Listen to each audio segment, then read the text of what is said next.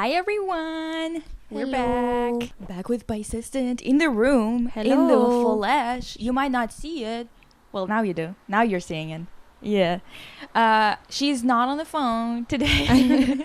I have finally arrived She is in the flesh, in the building. on the crumbs. That Pika left. Pika left crumbs all over my bed. So, good for me. I mean, Fantastic. I'm so excited about this. I love when there's a crunching sound when I sit down on my bed. yeah, I bet you love waking up with just like breadcrumbs all up in your. It's just sorry.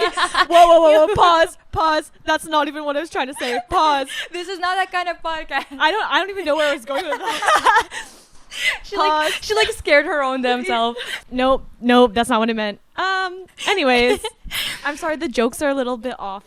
I've been a little sick, so It's okay. I'm I recovering. think this is kind of part of this. I think it's gonna become a part of it because I think we need to all collectively just accept the fact that we will be sick a lot. Yeah, You guys, I wish it wasn't true. I just wish two this sick wasn't a girls, thing. you know. Yeah, last time I actually realized that in our previous episode, I forgot to finish the story of me and Hopa getting attacked. Oh yes, I got distracted by Hope opening the door and I never came back to it. Like, we just decided to fucking, like, neither you nor I realized that we completely skipped over it. We just went in, like, a completely different direction immediately. which checks out that neither of us would clock that because that's just how we always are. We'll like start one thing and be like, "What were we saying?" and then jump to the next. So and, you fast. know, in the real life, that's totally fine because we will not clock it and it's fine. Mm-hmm. But when you're trying to record a podcast and you were telling a story and then you just forget that you were doing that. Yeah, It's fine, it's I fine. guess continuity is important in a podcast. So yeah, maybe finish that story. Well, okay. So basically, we were on a walk, and this woman was with these two big dogs. Each dog probably like 4 or 5 times the size of Hopa.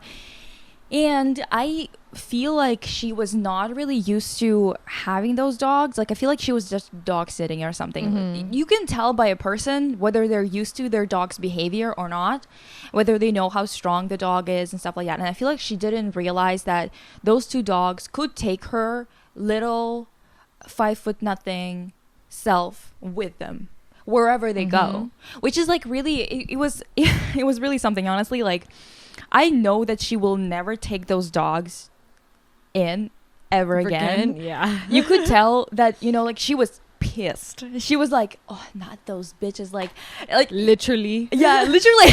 Like, literally. Not those fucking bitches. Not those bitches. And the thing is, so we were just like walking and those two dogs saw me and Hopa and they started running towards Hopa. So Hopa tried to run like back. Same with me. I was like, "Oh, I'm going with you." I ain't staying for that. Yeah. And those dogs took the woman that was holding them with them. So she was literally just like flying behind them, like a flag on a flagpole, I guess. And as soon as they reached me, they just took me down. I went timber. Is that what it is? I'm going timber. Going down. So we fell. I fell on my knees. Fell on my knees. On bended knees. I was literally, my knees were so bloody. I'm like maybe like, honestly 100% sure I haven't had this type of like injury that's very childhood coded since I was like 8 or something. I haven't had my knees like literally Like fucked up. fucked They're up. busted. Busted. And I don't know if you guys could tell, this bitch is translucent. So that shit was like, It was so stark. It looked like really shitty watercolor on paper. And I was telling you, I was like, "Lisa, that looks bad. You should probably wipe it with alcohol." And she's like, "No." After everything she's gone through, she decides, "No, I'm not gonna disinfect my fucked up knee." I decided to die from, like, what is it? tetanus. Or what is the one that you get when you get scratched by shit? Is it like I don't know. A or B, whatever? I don't know. I'm gonna scream ew for everything because I'm such a hypochondriac. Like I'm so scared of everything. Yeah, we are both that way. I'm also like that. I mean, I think we kind of earned the right to be like that since we did get sick so many times in our lives. So I feel like it's just kind of warranted. But regardless, my knees were fucked up, and I was like, I was only concerned about Hopa because she started screaming, and I was like, oh. Right now I can joke about it, but back then, in that moment, I was like, I would have been so oh, scared. they might have fucking, like, I don't know what they did to her, right? Yeah. And I, like, jumped in and I tried to, like, push them off, and Hopa ran out from under them. And she sat down, and she was kind of like, she wasn't, like, even crying that much afterwards. She just, like, cried when they jumped on her. Yeah. And then afterwards, she was just happy that she was behind me, and she was just, like, sitting there, like, I'm just gonna pretend like I'm not here. And the woman was like, oh, are you okay? Are you okay? And I honestly did not feel the pain at all because I was worried about Hopa. So I was looking, like, on her paws, like lifting her paws, looking at her belly, that she's like fine, whatever, right? And I turn around to her and I'm like, yeah, she's fine. And she's like, I'm not asking about your dog. And I'm like, that bitch, you bitch. Yeah, and I'm like, well, I'm clearly alive, but this little bugger, like this little booger, Yeah. she could be completely trampled by just like those two bitches. Like, yeah. she's so tiny, right? Yeah. And like clearly I'm fine. Like, yeah, I fell. Okay, now what? Like, okay, actually, yeah, you can really injure yourself if you fall, like at any point, honestly. But it's just, I was more concerned about Pika because she's so tiny, right? She's a little loaf. And it just, it's so funny because it kind of offended me for a second there, and then afterwards I was like, no, that's so irrational to be like offended by that, because like obviously she's gonna care whether I'm okay or not. Yeah. But it's just like for a moment there I was like, oh, you don't care if she's okay? Why would you even ask about me? I'm fine. But you don't care about the child? Like, such an extreme reaction to someone just asking you if I'm okay. Like, I genuinely was like so pissed. And it's so funny, she kept on telling her, like, her son came over and he's like maybe 10, 12, and she's like telling him like, oh, go get the band-aids, whatever. And I had band-aids in my bag, so I was like, it's fine, actually, I have the band-aid. But also, like, what would putting a band-aid over a dirty bloody knee would do? I need to go home and like clean it up and then put a band-aid on it. She was probably just like really nervous and like kind of freaking out because she didn't have control over the two dogs, because you know you can sue for that in Canada. Yes, yeah. And also I feel like I totally forget that this is how people live here, that everything here is like, even if it's okay, even if it was just a minor offense, and even if you didn't get injured or something, or you don't need medical help or something like that, people can still sue you into the ground. Like, I always forget that, because like to me it's like such a bizarre idea. The same way as like returning clothes, like just buying it to try it on. I will never understand that. Like, I just like the effort to do that is insane to me. But anyways, yeah, that's why on my website I write everywhere, look at the sizing, look at the measurements of like the jewelry or whatever, because we're gonna be operating more like Europeans here, because I am not sending out a whole batch of jewelry then to get it back and pay like for sending it back and forth and whatever, when you could have just looked at the length online, right? Like, that's kind of like the whole thing. Anyway, so what was I gonna say about that? Oh yeah, and you know what about all of this situations where you get into kind of like a, not altercation, but like when something happens, like an accident, and the person like feels bad and they're trying to kind of like be like, oh my god, like, are you okay, whatever, and you're like, honestly, this little dance that we're doing right now is annoying me more. You're so right to ask me if I'm okay. You're so right about that. But when I told you it's okay and I want to leave because I want to tend to my wounds, and you keep on asking me if I'm okay, lady, I don't know what to tell you, but I'm not here to make you feel better. I'm going home. Like, she ain't no diva. Not me being like, keep that song and dance to yourself, lady. This is the most. How did saying I'm Eastern European without saying I'm Eastern European? Just getting up, being like, I'm fine. Yeah. Like, Leave me alone. Yeah, seriously. I mean, like, I know, like, what, 2 other Eastern Europeans, and you guys all have the same attitude. It's crazy. It's actually not crazy. It's actually, like, yeah, that makes sense, you know? Like, why are we making a drama out of such a small thing, kind of? Also, I want to talk about the American smile for a second there, and not in a stereotypical way, because the thing is, I actually think it's really cute that people are very, like, friendly here in a sense of, like, smiling to each other, whatever. I don't think it's, like, weird. However, there's one particular thing that really creeps me out. Like, I don't even think that it's, like, American specifically. I think it's Anglophones. Like, I think it's an Anglophone thing. That's my theory so far, okay? But it's specifically smiling while you're telling something fucked up. Oh. Smiling when you talk about, for example, like, the thing is, the reason why it even came up and why I wanted to talk about it on the podcast is because it's, like, culturally interesting to me. That I was going on, like, I was scrolling on TikTok, and this video came up of this woman talking about her experience with her boyfriend and how you should break up with your boyfriends in public settings or over the phone or something like that, not in person, in private, because you don't know what's going to happen. So she was telling her story of how her boyfriend was aggressive and violent. And the entire time she's telling that story, she's smiling. And I don't mean that smile that you do when you're, like, shocked and you're like this. Yeah. I don't mean that. Yeah. I mean, like, actually smiling. I actually, you know what? I need to show it to my assistant because it creeped me out so much. And, like, I don't think that she's a bad woman or something, by the way. She seems really, like, sane. She seems like a normal person, but it's like I noticed that about, like, news anchors, for example. Why are you smiling all of a sudden? Like, I'm so used to news anchors just, like, reading news, like, just like a neutral just face. neutral tone, and I just started to notice so many people, like, delivering, and I think that it might not be news anchors specifically or something like that. It might be, it definitely isn't, but I kind of just kept on running into it online so much with people who are Anglophones that I'm like, is that a thing? Is that a thing? You know what? As an Anglophone, but maybe it's also because of the people I surround myself with. Like, I've never noticed it, but I will say that I never noticed it in real life. Like, I've never experienced it, I think, in real life, but I've definitely experienced it in media before. Like, there was this reminds me of this one Netflix, like, crime docuseries, and one of, like, the, like, people they were interviewing she was, like, a forensic whatever, and she was, like, describing such a gory, like, murder, and she was, like, smiling, and I thought that was so weird. Like, I was, like, disturbed by her. Exactly, because the thing is, like, I understand being casual when it's your job. Yeah. Like, what are you gonna be constantly, like, shuddering and, like, crying over it? It's like, you have to see it every day, every single fucking day. You're working on it, whatever. Of course, you're gonna get desensitized, or you're gonna learn how to distance yourself from it, right?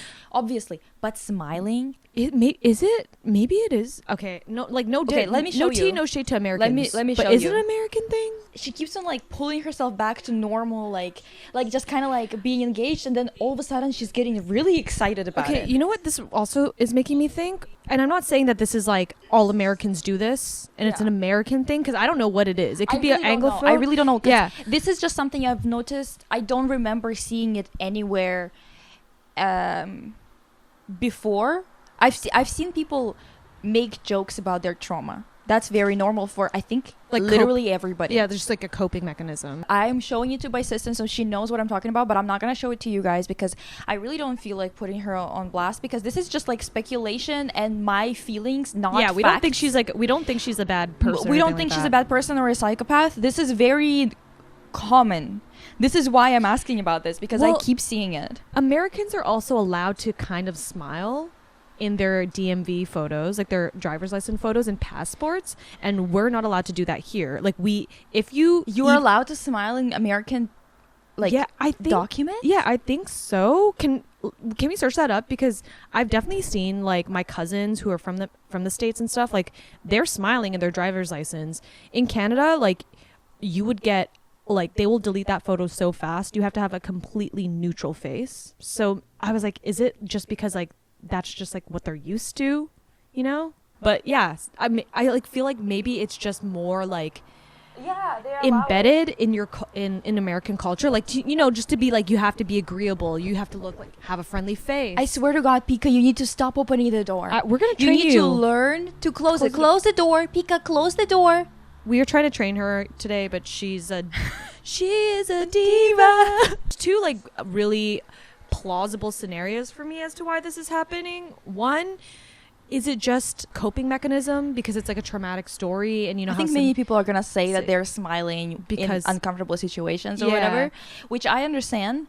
But I've been seeing it when people are not talking about their trauma and not talking about something that is specifically traumatic, as much as like sometimes they just say things that just it doesn't make sense to be smiling like this while that's kind of like that it. documentary I was watching, like why she was like smiling and like almost like laughing. Yeah, it's like the way that this girl was literally saying it was genuinely like, and then he opened the door and threw me out, and it's like, huh? And the thing is, I understand when people are saying it for comedic effect. You can tell when someone is like telling their story, even if it's traumatic story, with like a lot of like comedic approach and flair.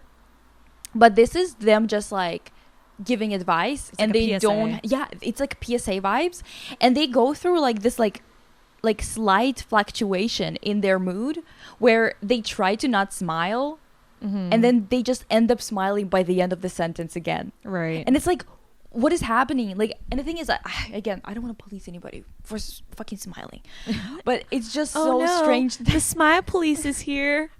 I'm gonna start saying that every time Lisa walks into. Oh, the smile police. This is not the most egregious example that I showed to my assistant, because this is like one of them.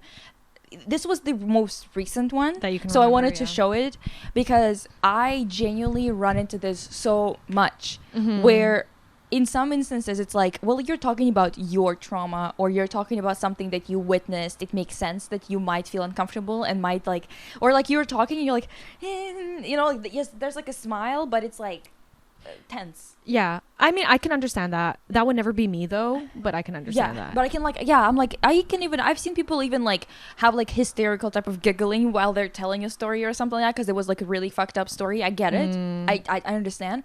But I think there's like a limit. Yeah. I think there is a threshold. Yeah, I think there's like a point where at which you're kind of going way too far. Like, yeah, the threshold is okay, I get your processing, and then all the way to you're looking like fucking Joker from the Batman. Yes. Oh my god. There's no in between. It's like someone used to take a picture of you and send it to all those bro accounts because they're gonna love using it for their aspirational quotes.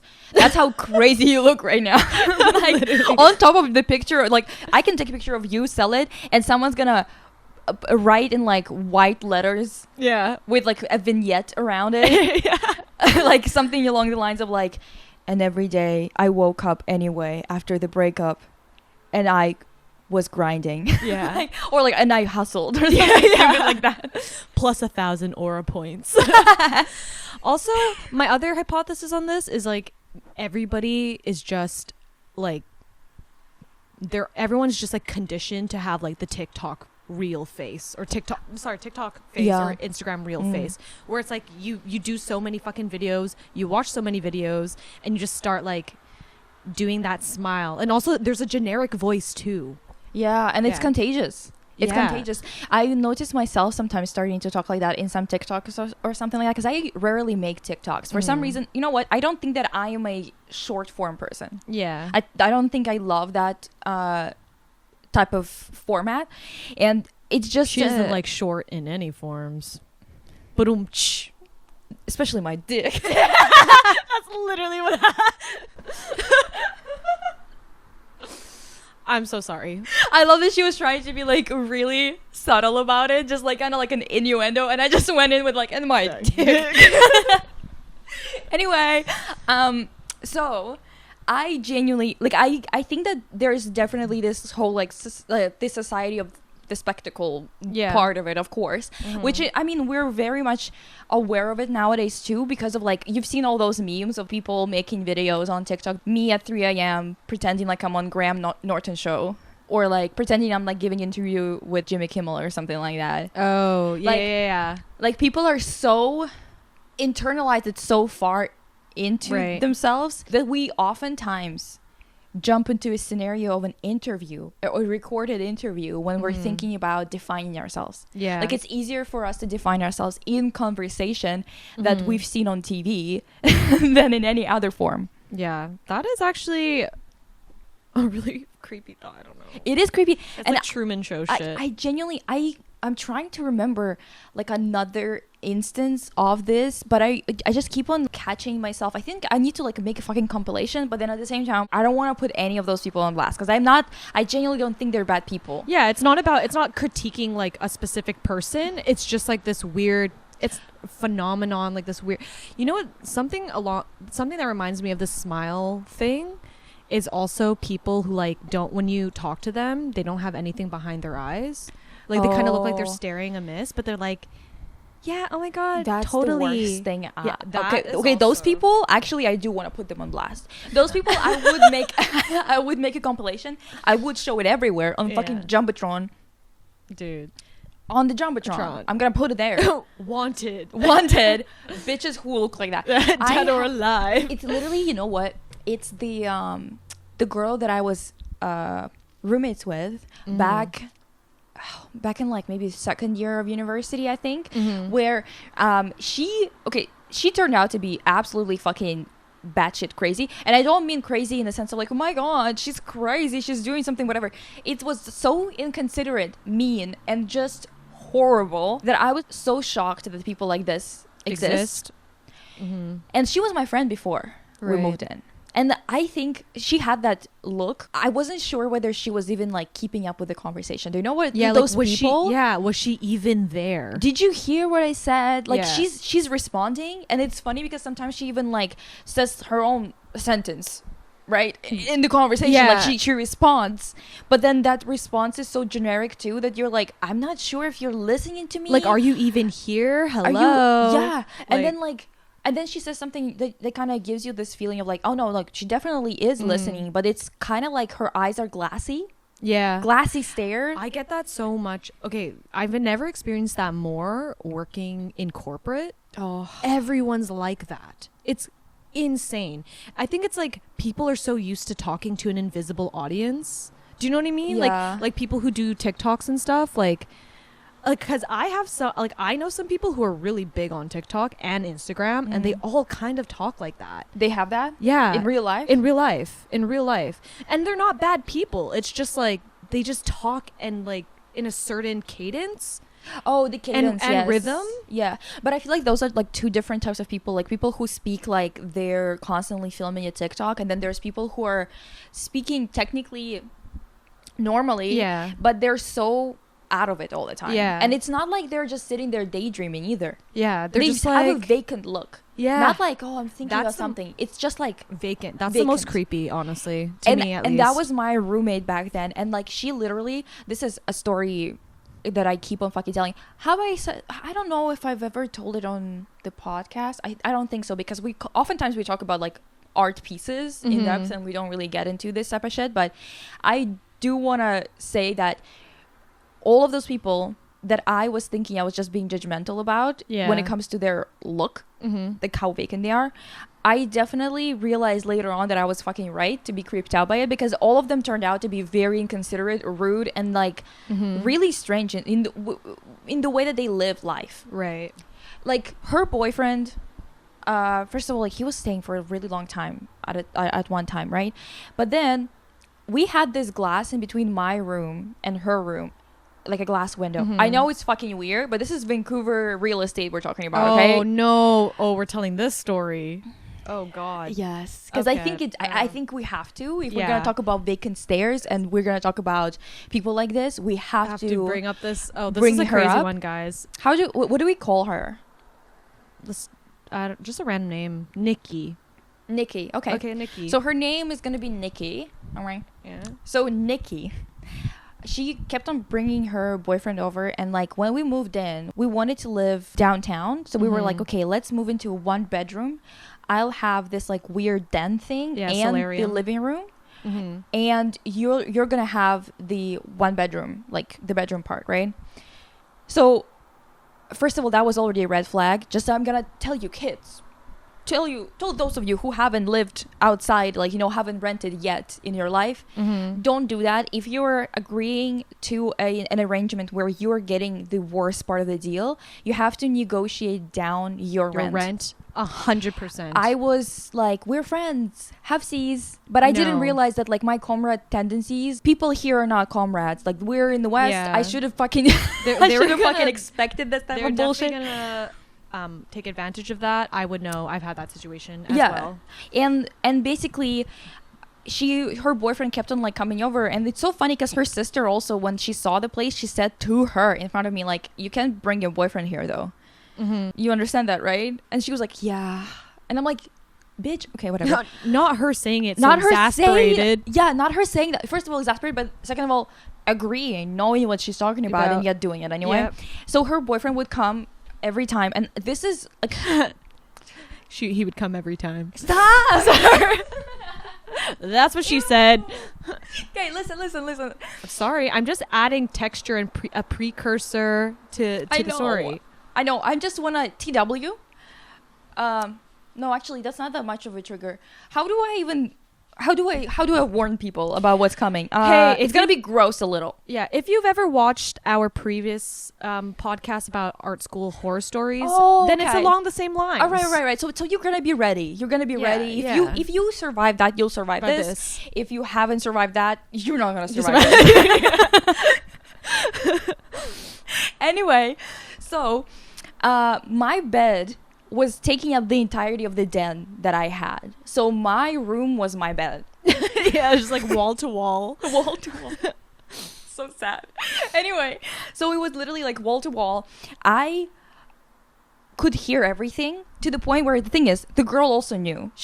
Nikki knew that I could hear everything. How could she not? She told me when I was typing at night, doing my homework, she would send me text being like, can you stop typing? This is how close we were. Yeah, this is how close how thin the walls are, how close our beds were, because her bed was also by the window. I don't know why. Could have moved it to the other side, but didn't. But she put up a curtain from her side, right? So we could have privacy, because we didn't want to have like a fucking window in between us. That's so weird. So we put up a curtain, and her boyfriend would come over, and I would always fucking hear them fucking slapping skin. Ew. Okay, like, not ew, just like the way that you had to say that. It is ew. I'm sorry, but I don't want to be involved in this, okay? Yeah. If you're gonna be, like, do whatever you want, just do it away from me. I don't want to be a third, especially forcefully. like a cock is saying, watching, you're like, ew. Anyway. You have to continue. Anyway, so... And then one day, like, it kept on, like, escalating. And my brother, I was talking to my mom and my brother on FaceTime. And they told me, they were like, this is weird. But it's also weird because, like, they know that you can hear them. So it's really weird that they're continuing to do it. And especially because I used to go for a walk whenever he would come over. I would take Hopa for a walk for, like, about an hour. So I could give them some time. Yeah. Even though, technically speaking, this is a fucking, like, it's a work day. Like, I need to be at home studying, whatever. I was still giving them time just because I was like, if they want to do what they want to do. You're not going to put yourself through that. Yeah, do it. I'm going to give you time so you can, like, feel like, you know, not like too close to other people or whatever. Because I'm operating from my perspective, which is like, I did not, like, this is not the arrangement that I'm looking for, right? Like, from my perspective, if I were to bring my boyfriend, I would prefer if we could have our own time. Yeah, privacy. Without, like, privacy. So I clearly did not expect that this would be, like, a thing that anyway, my brother he's like, Lisa, I think it's, like, a thing for him. And I was like, huh? So my brother's just, like, suggesting something that I don't quite understand. Keep in mind, I was, like, 19 at that point, okay? So now listen, they come over again, they're just, like, watching a movie and talking whatever while I'm at home. I go for a walk for an hour, I come back, they're still, like, talking, they're, like, doing whatever, they start doing the deed as soon as I come back home, like 15 minutes later. I'm like, I give you like an hour and some. No. And this is what you do to me. I know, bitch. Genuinely. But then the worst thing part is, I can't even speak. It like upsets me so much. The worst thing happened. While the deed is deeding, the deed is being done. He opens the blinds, opens the curtains. I will continue the story. Oh, I know. Oh, I hate this so much. Oh my god, it's so hot in this room. I can't. Oh, we're gonna go for a walk after this. This is horrible. He literally, like, opens the fucking curtain to look at me. I had to leave the room because he didn't he kept on looking at me. Yeah. I had to get up and leave the room. So Electric chair. End. This Electric is like, chair. It's like forcing someone to be a third that's like a watcher. Yeah. Oh, he definitely had some weird voyeuristic shit. But what's his... I hate that my brother is always right about this shit. Yeah. I'm always like, no, like, people are not this depraved. Like, Seva, that's not what's happening. That's my brother's name, Seva. I'm like, Seva, that's not what's happening. It's fine. Like, Ugh. and he's always right. I hate that. Honestly, I probably would have clocked that as well. I was genuinely, because the thing is, we were friends. I knew I was already pissed by that point. We were already not on good terms, but I was still thinking that this wouldn't happen. Yeah, like she wouldn't do. You know, she'd set up bounds at least. Yeah, by this point, I was still trying to convince myself that that it was just a coincidence, like that all of this was just a coincidence. And every single time she would pull something that was like kind of making me think that that's not the case. Anyway, so, and we're not saying that it's not he can get away with any of this shit. He's a disgusting depraved man. He's the one who's actually the one that did worse, but at the same time she was my friend. He was a stranger to me and your roommate. Like, there is obligations there, you know? Yeah. And like, also when it comes to this whole situation, I think that I started to notice a lot of people with that vacant stare, and every time... Ew, wait, was he staring like vacantly like that? No, he wasn't vacantly staring. Oh, okay. It was even worse, girl. Oh. She's the one who had like a vacant stare, and it would always be like kind of confusing whether she's like there or not. Like, he would want to do this kind of, you know, like, she's responding. She's saying the right things at the right time, but she's just like not engaged. Yeah. Like, I can't see any mental activity going on. It looks like the girl is just like gone. Yeah. Like, this is like a zombie or something. And like those two people, like her kind of type of person and him, like her boyfriend, that's like the worst combo. Dude, and like, it's so common. It's so common. Why is it so fucking common? That's what's like creeping me the fuck out. Well, I feel like you kind of have to be a vacant person to allow your fucking boyfriend to watch somebody else while you're there doing the deed. Like, huh? You gotta be out of you. Well, I mean, like, whatever. I don't. Actually, no. I'm judging. I'm judging. I don't care about. I'm kink shaming. Yeah, that's fucking weird. Listen. There's so much sex positivity on the internet. Yeah. I think I'm gonna be the opposite here. Yeah. Let's bring back the puritanical society. Shame. Yeah. Let's bring back shame. And privacy. Assassinations. Guillotines. But specifically for the billionaires. Yeah. And men, I guess. They can go too. Yeah. It's just, oh my god, it's so, like, and the thing is, I noticed that about, like, every single time I would meet someone who had that stare, like that look, I would always be like, Lisa, don't be judgmental. People here have different, like, ways of speaking, different ways of acting. They have different ways of like coming together, whatever. Like, you can't expect them to have like similar behavior to you sometimes, right? Like, you just have to accept that. And that's sometimes it's true, because sometimes, like, people say things like, how are you? And they expect you to say just like, okay.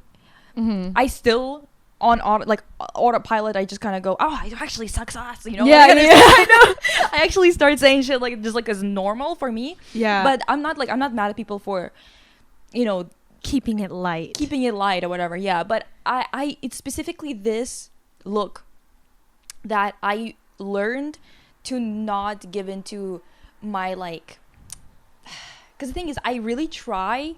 I am very judgmental, but I'm trying not to be. This is like my kind of like, and judgmental, not in the sense of actually like in the way that people think people are judgmental. You're not judgmental, because I also think that I'm judgmental too, to a certain degree, but we're not judging like based on nothing, like being mean girls. It's just more, there is critical thinking there, guys. Yeah, the thing is, like, every time we talk about it, it's like, it's not really fair to say that we're judgmental, because you could be literally the most eccentric person and we wouldn't even like react to it, because we would think that it's just like it's normal. Yeah. And then we're pretty used to really eccentric people, and we are we have our days. Yeah. Okay. Yeah. And we're a little unique. We put our best fit best fit, actually. Yeah. Best fit forward. I agree with that.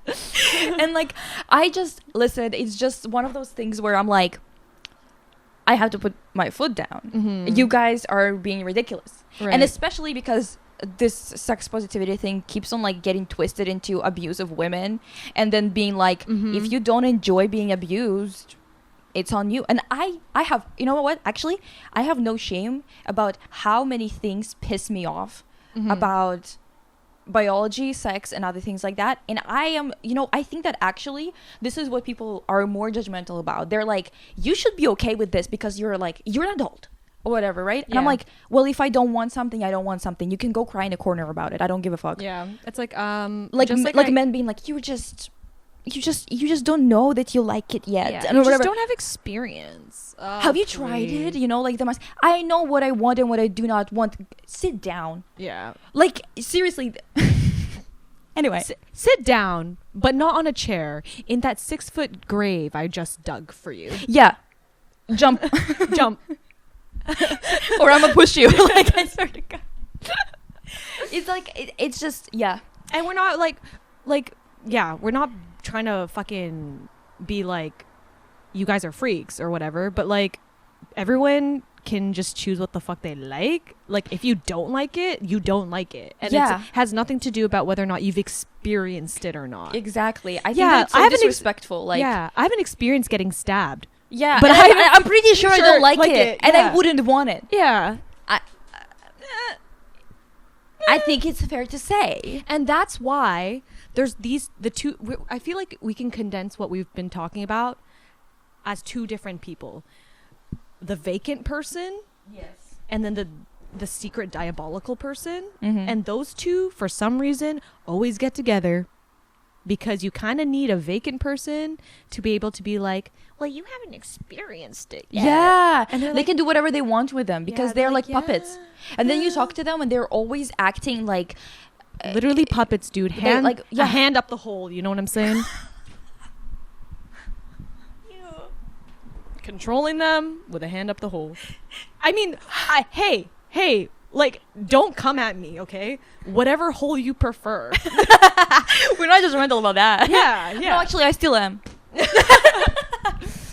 This is a corner of shame. This is a corner of judgment. I'm not being sexist. It's not about, it's whatever hole you...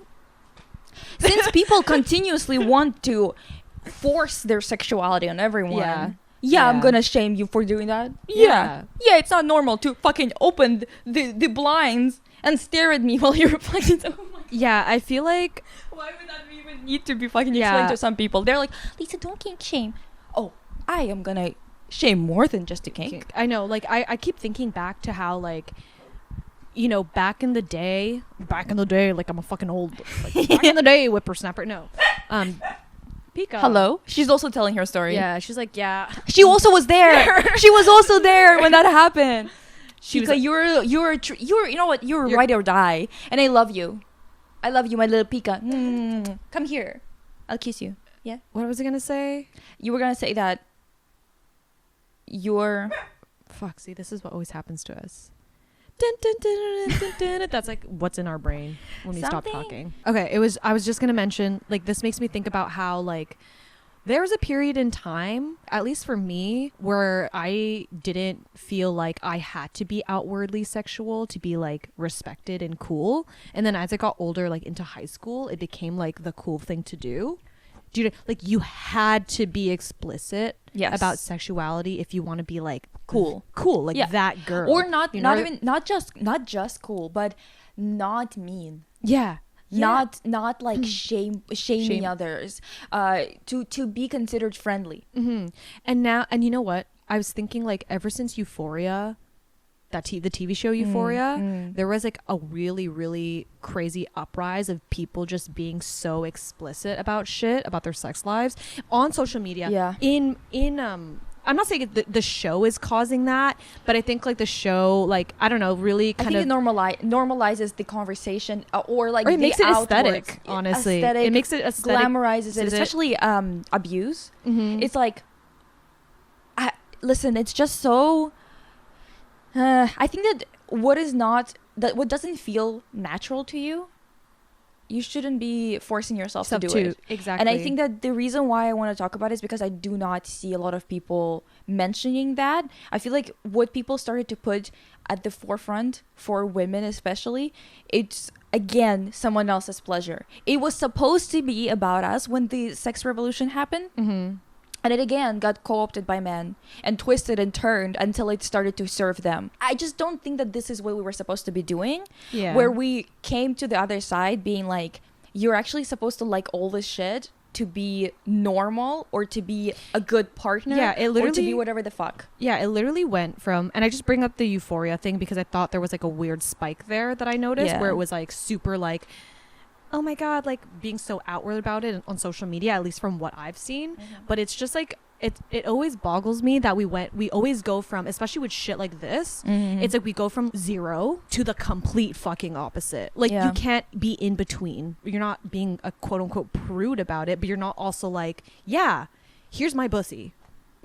you know Yeah, like, yeah. That's why the does it have to be thing. like that? And you know what? At least when someone is themselves like a very like sexual person, whatever, it doesn't really bother me. Like especially if it's like a friend and they're just talking about it, whatever. Yeah. What does bother me is genuinely, honestly, it's kind of sad because in the past, probably like since my maybe not even first year university, I think like maybe my high school senior year, the amount of stories I heard, the amount of like all of my friends continuously, I don't know why, by the way, I just always like people always come to me to tell me about like their escapades. But the part about it that kind of made me sad was that it became more and more like SA Yeah. Like without the tolerance- acknowledgement of it. Yeah, like the The tolerance tolerance for it. of what is considered to be SA started to like it kept on being pushed further back to where it was like in fucking 1950s, where Yeah. like you could do anything to your girlfriend and it doesn't count. Except that was at that time it was in secret, and now it's just It's- like it's that's in- the cool thing. That's the cool thing to do. So you're supposed to be the cool girlfriend or whatever. Yeah, like that you would tolerate it. They would or- literally like, and this is not just girlfriends, also my like guy friends. Mostly, honestly, in my experience, it was just like my gay guy friends who would tell me this. I have never heard a straight man talk about that, but Yeah. I'm sure Probably never there will. that must. I'm sure it happens, but very but we rarely. probably will never hear about it. We're not. Well, come on now. Yes. Yeah, we're not gonna be friends with a Not a straightie. straightie. Anyway, so and it's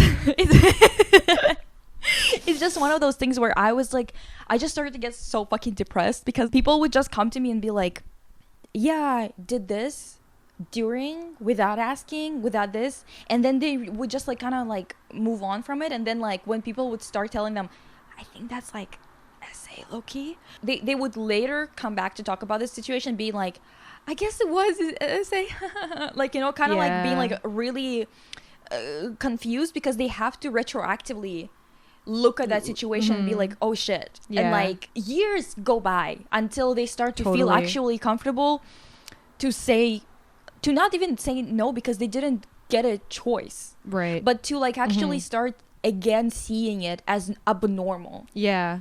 Yes. It's like we have to. It just went so far into like the other direction where it's not like, I'm not even talking about people who actually know what they like and they ask for it from their partner, whatever the fuck. I'm talking about people who just get low-key assaulted. Yeah. Not low-key, let's be real. Yeah. I just don't want to be like too harsh with the wording, I guess. But it's so depressing when your friends just come and tell you this, and you need to be the one to like start Injecting that conversation in. and like it's start like rough. clearing out the road for that conversation to even happen, because they're not ready for it, and you don't want to be the person who like lets them know. On one hand, because who wants to find that out, right, about the situation that happened to them? But at the same time, it's like, well, I have to tell you because it doesn't have to be like that.